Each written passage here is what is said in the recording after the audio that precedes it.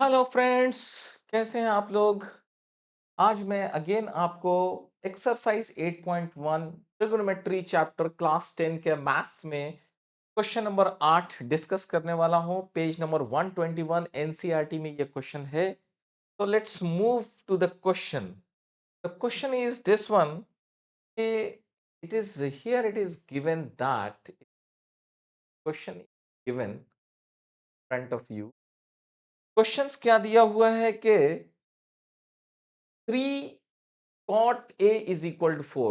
3 cot A equal to 4. ठीक है, ये दिया हुआ है 3 cot A is equal to 4. It means that cot A equal to 4 by 3. Okay, तो अगर ये चीज है तो आप क्या कर सकते हैं, आप यहाँ एक ट्रायंगल बना लीजिए। एक ट्रायंगल बना लीजिए, यहाँ A लिख दीजिए, यहाँ B लिख दीजिए, यहाँ this is 90 degree.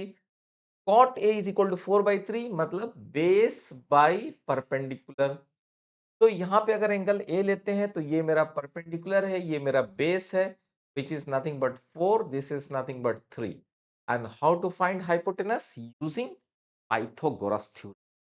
Using Pythagoras theorem.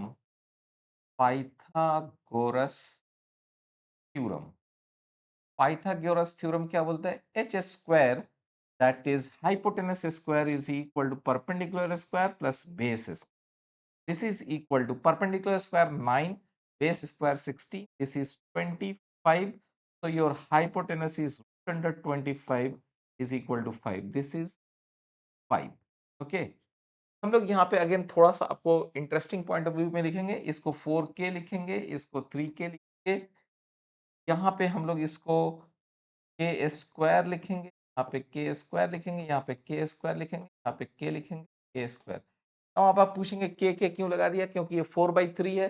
हो सकता है 8/6 रहा हो सकता है कि 12/9 रहा हो सकता है कि ये आपको 16/12 रहा हो। ये सिंपलेस्ट फॉर्म में काट के इसलिए 4k और 3k मान लिया गया, सो दैट आपको रेशियोज में अगेन के कैंसिल हो जाएगा, के एक कांस्टेंट है, तो इसलिए आपको उतना ध्यान नहीं लगाना है। नाउ अब क्वेश्चन यहाँ पे क्या कहता है? Check check whether 1 minus tan square A divided by 1 plus tan square A is equal to cos square A minus sin square A होता है या नहीं होता है, ये चेक करने के लिए कहा जा रहा है। ठीक है, तो हम लोग क्या करते हैं, LHS equal to 1 minus tan square A. What you mean by tan square A? Tan square A का मतलब है कि tan A का whole square, okay, divided by 1 plus यहाँ पे tan A का स्क्वायर है, tan स्क्वायर A, तो ये हो गया आपका tan A का होल स्क्वायर। ये लिखने का टेक्निक है, क्योंकि आप बिगिनिंग स्टेज में है इसलिए मैं आपको ये समझा रहा हूं कि कहीं पे भी अगर tan स्क्वायर A है, इसका मतलब है ये है tan A into tan A, okay, and this is nothing but tan A का होल स्क्वायर। ठीक है, खैर, ये आपको समझाने के लिए था। तो this is equal to 1 minus tan A। tan A is how much? 4/3. cot A is equal to base by perpendicular, tan A is equal to perpendicular by base.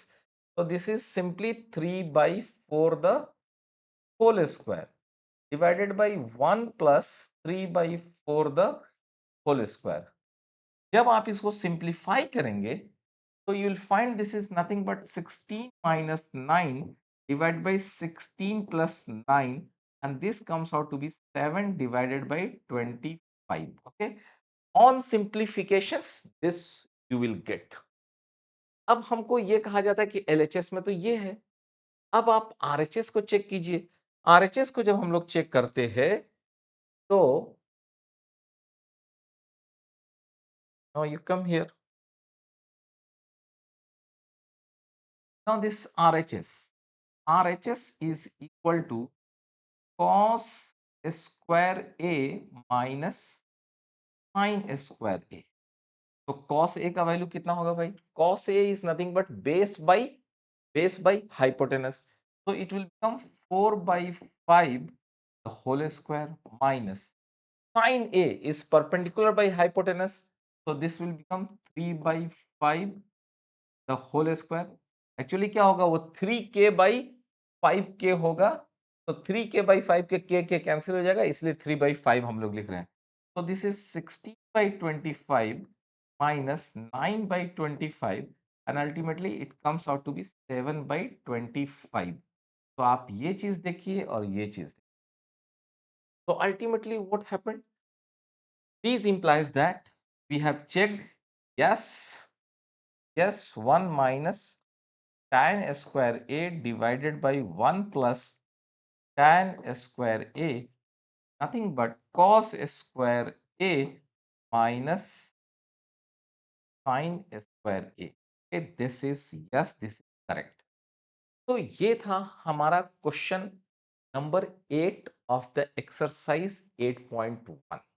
okay, so do practice, as long as you will make the practice you will get perfectness। thank you दोस्तों।